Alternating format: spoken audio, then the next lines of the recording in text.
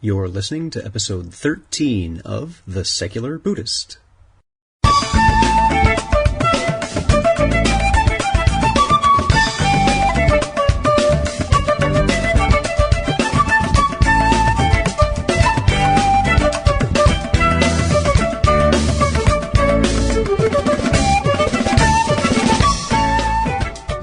Today's interview is with the triple gem of the virtual secular Sangha, Linda Blanchard, Jan Ford, and Dana Nuri. We'll talk about revitalization movements and how that's impacting us in the early stages of the development of secular Buddhist practice. So sit back, relax, and have a tequila sunrise would be nice, but since I'm not on a tropical beach, I'm going to go with a big old glass of orange juice.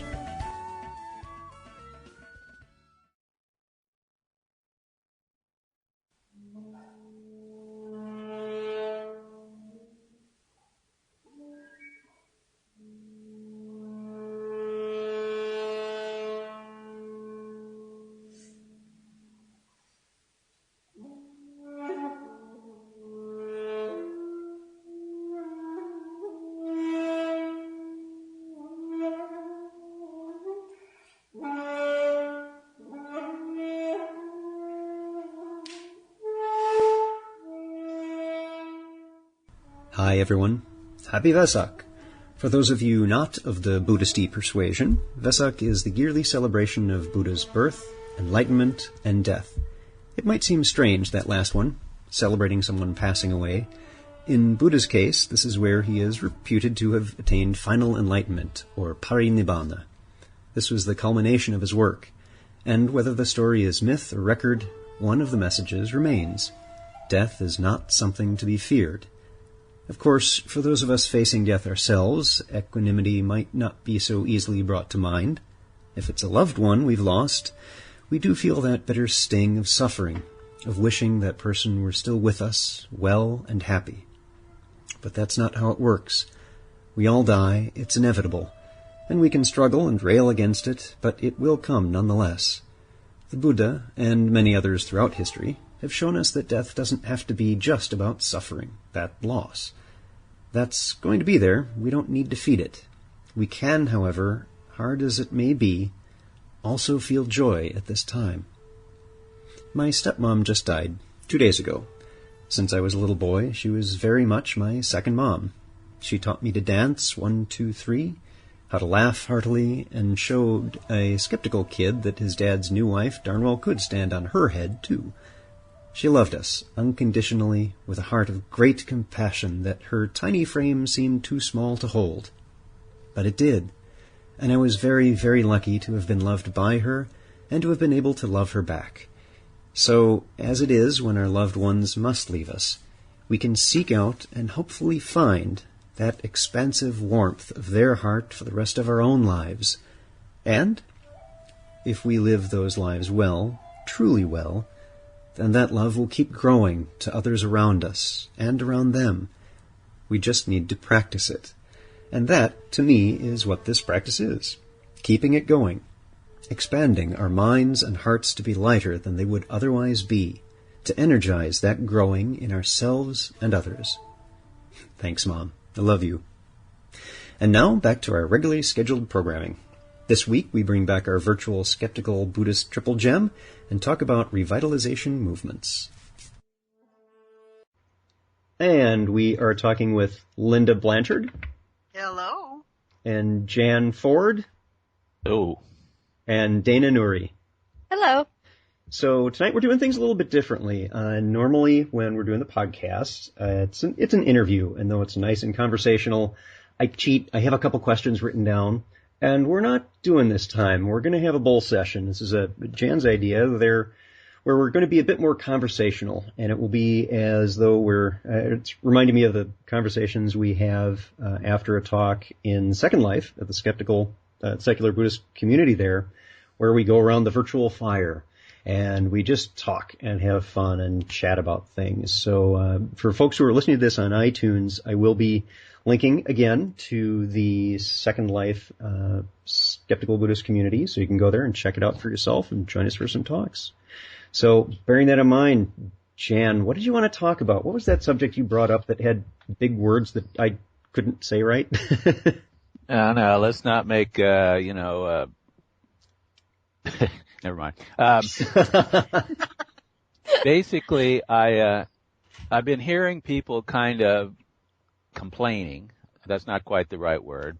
Commenting, thank you, about the fact that all these religions that start out as equalitarian, open, critical thinking, et cetera, turn into these bureaucratic monsters, which rationalize all the evils that they were railing against, like violence and killing and things of that nature. Right? Now, that's true. But I think my sense was that if we understood a little bit more of the sociology behind that, we could distance ourselves a little bit emotionally from the reality of that, which I think is not a bad idea. In that way, we can see more clearly what's going on with people, what the nature of human social organization is a little bit more clearly, and so on and so forth. Now, here we're not going to really. That's why I wanted to have just a bull session, just people throwing out ideas. But that's the starting point, and I'm relying a lot on a really important article that was written in 1970 called "Revitalization Movements" by this anthropologist Anthony Wallace, or Anthony F.C. Wallace, and in it he puts forward a stage theory of what he calls, and what people call now, revitalization movements that are in response to some kind of cultural disorganization, or cultural distortion that arise in a way to try to solve these problems. And there are two types: political and religious. And we could just sort of focus in on the religious, and that would include examples would be Christianity, Islam, Buddhism, all these major world religions, as well as little smaller sects and so on. I'm going to be starting my own next week, so I'm sure I'll run to my own bureaucracy too. You and L. Ron Hubbard. Yeah, me and So I'm going to segue for a minute. Speaking of L. Ron Hubbard, Jan, hold that thought. But it's so pertinent. I live in Minneapolis, and I get downtown every now and then, and there's an L. Ron Hubbard Dianetics place, the Scientology place, right downtown on the main drag on Nicollet Mall. And they've been there for years. And as I was walking past it, there was a protester there who was walking back and forth with a sign, and he was wearing a mask, one of those masks from V for Vendetta. You see those in the movie? Mm-hmm. And he was a former Scientologist who'd left it and was protesting. And interestingly enough, as I passed, I said, "Keep it up, good job." Because the year before, in fact, 1 year before, at the May Day parade that we have here in the Twin Cities, I'd marched with the Minnesota Atheist Group, and there's a large group of people from the same one as this protester was, and they all had the mask, and they were all marching right along with us in the May Day parade. And it's interesting because they put the atheists, and right behind us was a Catholic school, and they had the kind of the guys who didn't really realize it wasn't the 60s anymore in front of us. And then a couple rows behind that, they had these folks who were the protesters on the Scientologists. So it's interesting you bring up the L. Ron Hubbard stuff, where he wrote, "Boy, a way to make money is to start a religion." Mm-hmm. And he did.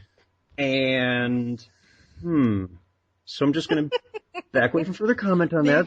Jan, yes. Continue.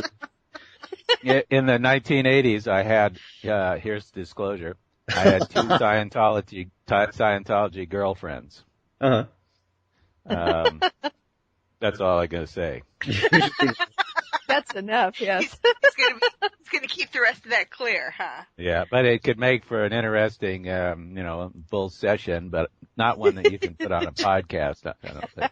Significant others and the religions and how that impacted the relationship. Well, there was that. So the The article drunken yelling matches in the kitchen of Scientology party that almost came to blows.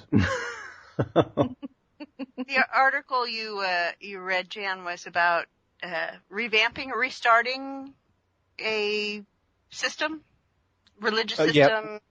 It's a movement that starts in response to increased individuals. I mean, think of the bagger movement. Mm-hmm.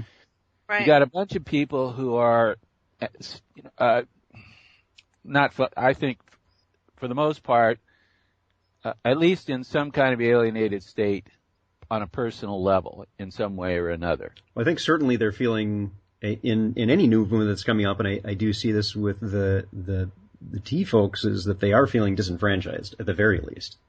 Yeah.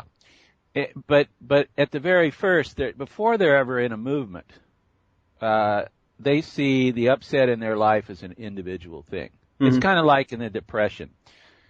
When everybody got laid off for at least a couple of years, people saw this as their own personal problem. Well, the problem is I've got to go out and get a job.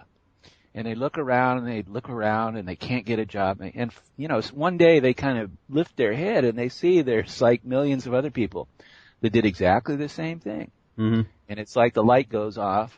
Aha. We're all have the same problem. Therefore, it's not an individual problem, it's a systemic problem. Same thing in Vietnam. At first it was, they're not going to draft me to do this stupid war that I can't, blah, blah. It's all about me, like they in Catch-22, that was a point they were making. Mm-hmm. But then I remember one day, you put your head up and you look around and you see millions of guys in the same boat as you are, ready to be drafted, and you think, wait a minute. This is not just my problem anymore. And I think that's where the teabaggers are. Whether their understanding of the problem, of course, is not something that I see as correct, but that's irrelevant, because even people who form a movement that I would agree with, it's still, to me, the same process. Right. It's a movement regardless of the veracity of it or what its upbringing is. It's still a movement. Yeah. And then, usually what happens is there's some charismatic figure that steps forward. Not always, it could be just a group of people. But there's an image of a new kind of utopian socio-cultural organization or, some blueprint of an ideal society that they have in mind. There's a change platform in there. Yeah, because of the real dysfunction of the existing culture. They just see the need to make this kind of change. And in the religious elements, sometimes it's a prophet steps forward with all these kind of visions of, like Wovoka and the Ghost Dance movement. But, and then they formulate some kind of code, to some evangelistic kind of code or spirit, and for salvation of some kind, whether it's secular or religious salvation. But this possibility. Well, anyway, I don't want to go through a whole lecture about this, but you can see the code attracts converts, and then if the movement is successful and it grows, then it comes into contact and conflict with the larger group who sees that the original group as a threat, and they try to suppress it, usually. Then that group gets paranoid and starts, seeing things as us versus them, getting dogmatic, et cetera, et cetera, et cetera. But either way it goes, whether it successfully takes over a culture or it doesn't, it seems to me, distinctions are made quickly between lay proponents and priests, or, maybe a third category. Mm-hmm. And whether they know it consciously or not, they start making these categories, privileges that are given to the people at the top. The knowledge is seen as the truth, and eventually, after a period of time, all the real stuff that really happened with those real people gets romanticized. It's made bigger than life, and the Buddha becomes the most brilliant person in the history of the world who never even farted. Right. This kind Just of like thing. when you're dating, right? Yeah, exactly. Honeymoon period. It was so good at the start. Yes, I remember that. I use that example in my class all the time. You're sitting there across the table at the restaurant, and you order wine, right? And from the guy's standpoint, he's nervous, so he drinks that glass of wine, and he really wants another one, but she's just sipped hers. Mm-hmm. And he's thinking, what will she think if I order another glass so soon?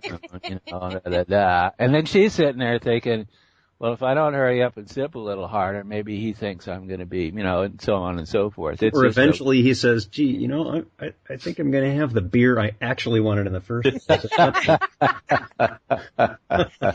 Yeah, but what you're saying, Jan, I also see it for myself. That was also kind of like my spiritual path and searching too. Yeah. And then I found Buddhism, and it struck a chord with me with these certain traits that it had, and I said, yeah, this is it, and I got in. But then I started seeing the flaws of the Tibetan Buddha, what to me were flaws. Yeah. And then I skipped to another. Oh, this is great, but then that wasn't quite right. And so I've done kind of the circular thing, and I see what you're saying, that we see the things we identify with, but eventually we start getting the whole picture, and it doesn't completely fit. So then you want to branch off. And as you change, you just keep branching off. Is it inevitable? I was just going to ask, is it That's inevitable? what I'm wondering. I mean, Well, here's do we here's go how full I would circle and end up back where we begun and say, okay.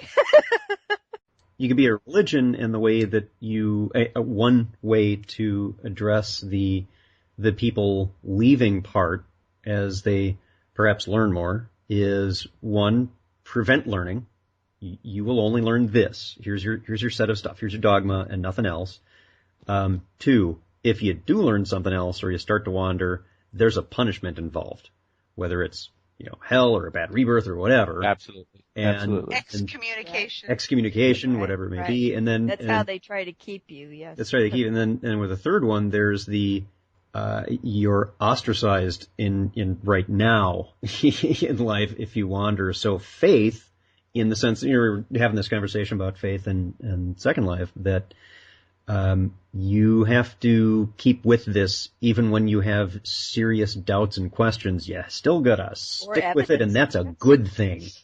And I disagree. I mean, while all of us as, I think, more modern critical thinkers find that we'll examine something, and if it doesn't fit, I think there's more of a tendency these days to say, okay, that doesn't fit. It may fit just fine for other people. That's okay, but I'm moving on to this other part, and I'm going to try to take the good parts of it with me and still maintain that. But right. Yeah, and Jan, I think you're absolutely right that as organizations form and structures form, and it's people who forms them. I'm wondering if that in itself, along as you were saying, is this an inevitable occurrence as it reaches a certain critical mass of size? Well, I think we have to separate the individual from the social, or in the sense that individuals have choices. Now, sometimes in, let's say, medieval Europe, you didn't have a hell of a lot of choices, about whether you're going to be a Christian or not in a small village or a small town, because if you didn't go to Vespers every day or whatever it was, matins, people are going to notice, and they're going to wonder, who you're working for. Yep. In a multicultural society like this, we have the quote-unquote freedom to check stuff out and drop out and go into something else all the time. What do you mean? This is a Christian nation. This was founded on a Christian nation. Yeah. You be quiet. Yeah.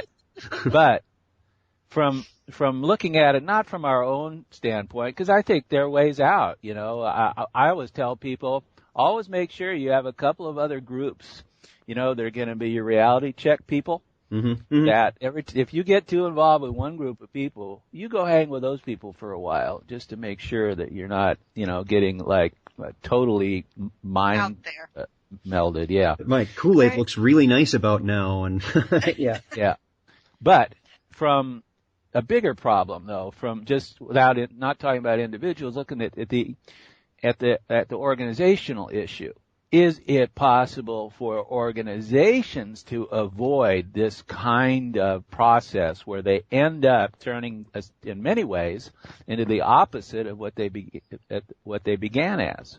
Mm-hmm. I mean, just take, Right. you could take the Catholic Church, for example, or Christianity. Early Christianity, women ran meetings just like men did. There was a lot of equality and, a number of things. And then, we know what happened once the Romans got a hold of it, particularly. And it morphed into just exactly the opposite of what it was Right. intended. Well, that happened in Buddhism as well. Absolutely. And as you were talking, I realized a mistake that I had made early in the process, and sometimes I still do, is getting involved in a group, and then when it no longer fits me, the group is wrong, rather than the group is not for me. It's not a fit, right? Right. So on an individual level, if a whole lot of people are doing that, this is where we get into the huge conflicts of my religion is right and yours is wrong. So I've seen how I've done that, and I'm trying to grow out of it. I really am. No, it's true. We all do that. We see that in conversions as we go from one practice to another, and it is happily we have a methodology that supposedly, if we are practicing mindfulness meditation on a regular basis, it's helping us with our day-to-day noticing what we're doing, what we're actually doing, our actual motivations are, and we do hopefully catch ourselves. But one of the pushbacks that I had in a conversation with one of the folks from the National Atheist Organization online was that there was a point made that, Thailand is, it's 98% Buddhist and the country's all messed up, so clearly Buddhism is at fault. Like, well, there may be cultural ramifications to what's going on in Thailand, and we don't know that if we removed Buddhism, it wouldn't be worse or better. That mindfulness should give us an inoculation against the sort of setting into concrete that Jan is talking about there. Mm-hmm. Though although it's individuals being mindful, the process should make the social structure that we all work with. Because, the social structure is really just made up of what people do. So if the individuals within the social structure are doing little reality checks constantly, then it should make the institution of Buddhism have the ability to be a little bit more flexible and self-check itself, shouldn't it? As long as somebody comes forward and provides that as a theoretical addition to the system, right? So that the practitioners accept it as a kind of normal part of the process. Normal part of the process, correct? Yeah, where you have self-correction, and this is one of the things, one of the ideas I love from the scientific method is that it is self-corrective. When you actually get as much kudos for bringing up some new study that discovers some great thing to debunking that and showing why that's not correct and improving the overall body of knowledge, and that's also encouraged. So I would suggest that one of the things that would be helpful in maybe bylaws or whatever kind of modeling we have for groups is that transparency is critical. So that and so what's going on at all times is something that's very public, and that it's not that there aren't the private meetings and things like that. It's just a something that is really inculcated in the regular practice, and that the group itself, when there are issues and ideas and criticisms, that they are openly discussed, that there's no kind of negative ramifications of bringing up something that can improve the overall system. And that's really what we want to get at. But again, people are people. That's a little tricky to do. Right. Something that I realized just, in the last few months, and it's been really ground shaking for me, is that Buddhism and all other religions are empty too. There really isn't any such thing as Buddhism. There was Buddhist thought before Buddha, or the myth of Buddha, however you want to look at that. And then people have taken what they liked from that and formed groups and based it on those concepts and grown from there. And then another group will come along and say, no, this is what Buddhism is. Mm-hmm. So Buddhism is really an idea and a concept that people create and form groups around, but it does not exist in of itself.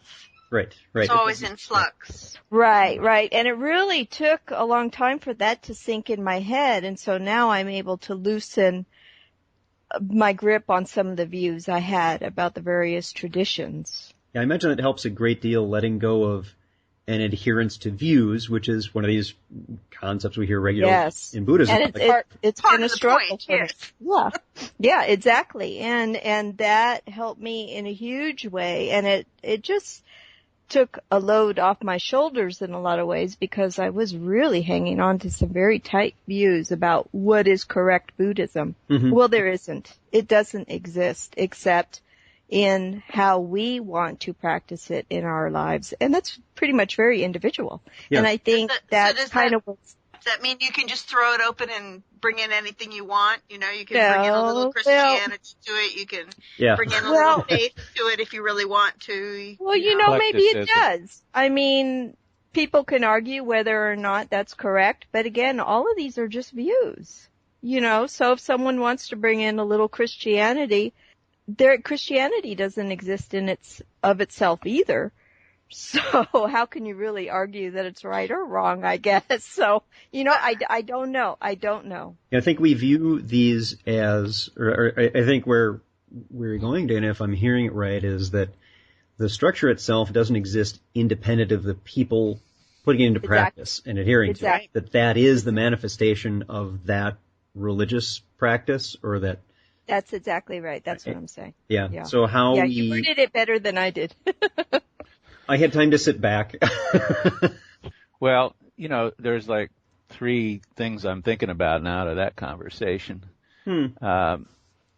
One is that, yes, all these religions are basically the same as to what Dana was saying, but at the same time, Hinduism and Buddhism really clearly were created and invented by 19th century, pretty much European Christians in conjunction with certain domestic Indians to make up this idea that there's such a thing, say, as Hinduism. And they did it by, inventing the idea that the basis of people's supernatural and spiritual beliefs in India were based on the Upanishads and the Vedas. Mm-hmm. And, there was two people in India that studied that, you know what I'm saying? And for the masses of people, they go, huh? What's that? Now, that's not true in India today. Gandhi was very clever about this in using that as a way to promote Indian nationalism and kind of turning the tables on the imperialists. But, India never had this integrated kind of continent-wide religion. Sure, there were attempts to make, say, Buddhism the state religion under Ashoka and stuff, but that wasn't very deep. And when he died, that was dissipated, and so on and so forth. So that was a little different than Christianity. The other point, and then I'll shut up for a while again, is I'm generally opposed to eclecticism. That is picking what Linda calls, the salad bar approach. And think of science and what's wrong with eclecticism in science, because I think that's a lot clearer. Mm-hmm. If you pick and choose from a bunch of theories,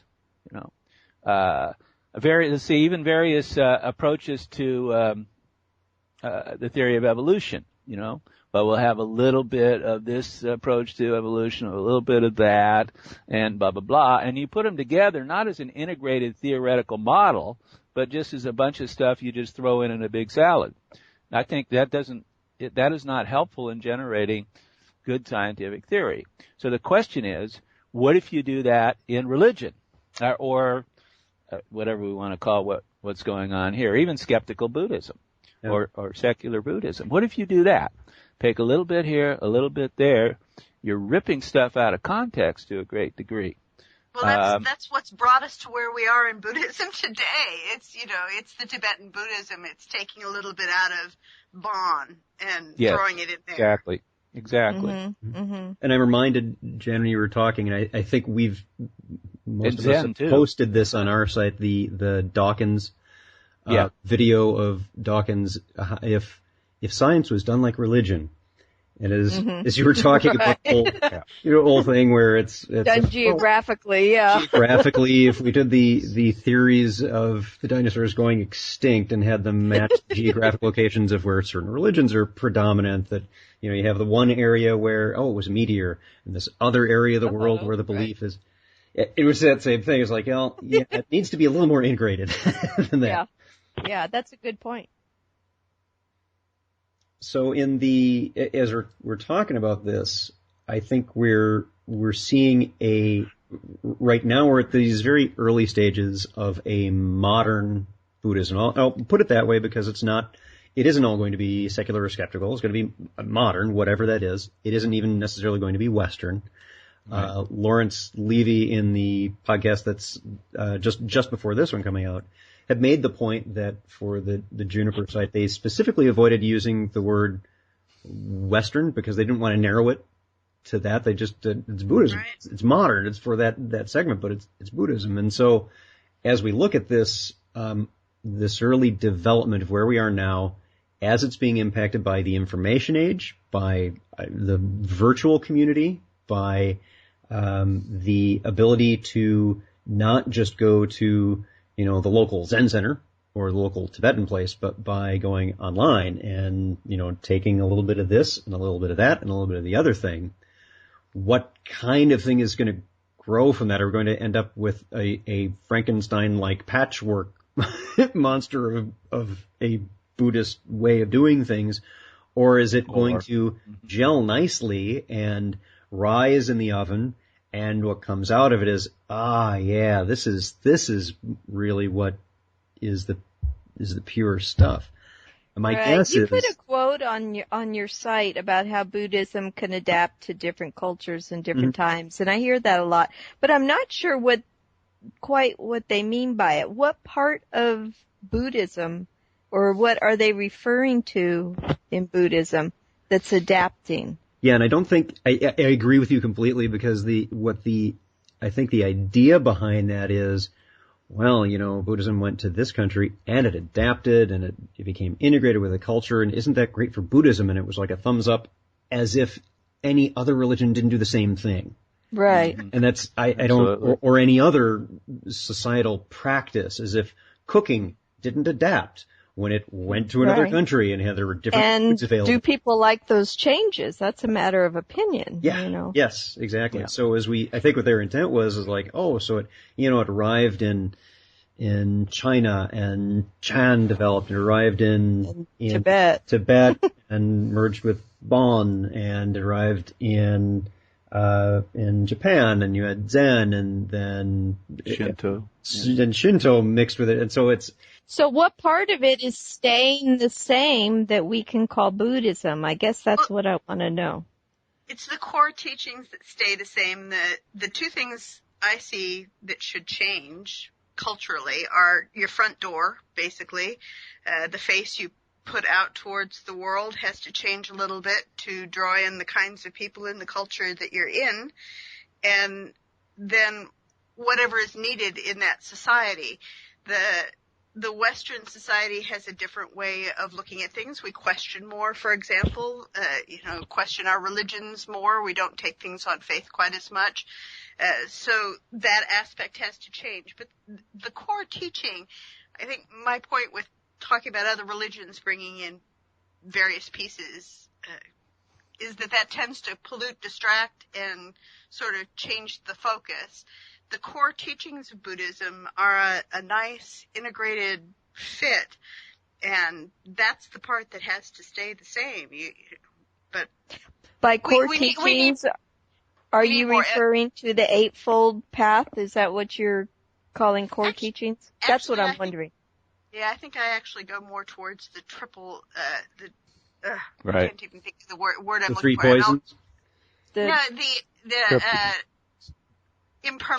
impermanence, suffering, and not self. And no self. Those three are really, okay. The Eightfold Path just comes out of that. The Four Noble Truths just comes out of that. Those three things are really the three main pieces that Buddhism sets on. And I guess the thing that I've found appealing about that, and Linda, where I'm with you on that being a core component that is shared across the different flavors of Buddhism that we see, I think for the most part, is that what that is about is a practice that is independent of a dogma. It's an observational thing about here's how the world works empirically. This is what we can observe moment by moment. And here's a way for you as a human being, and we're all human beings, that will work for you in a meditation practice. This is what's going to happen when you do a meditative practice. And I think the part for me that made it appealing in study of early Buddhist context, where they really go into those core concepts, Linda, that you're talking about, is that it really can be culturally independent. It's like saying, as I extend that cooking metaphor, it's like, well, and here's salt. Well, to me, this is salt. Salt it tastes the same wherever you go. It's the same wherever you go, and salt may be a component of cooking. It may be a staple or not, but salt, there's always going to be a pinch of salt somewhere in cooking wherever you go. Sadly, that's about all we have time for this week, but please do tune in next week for part 2 of our interview on revitalization movements.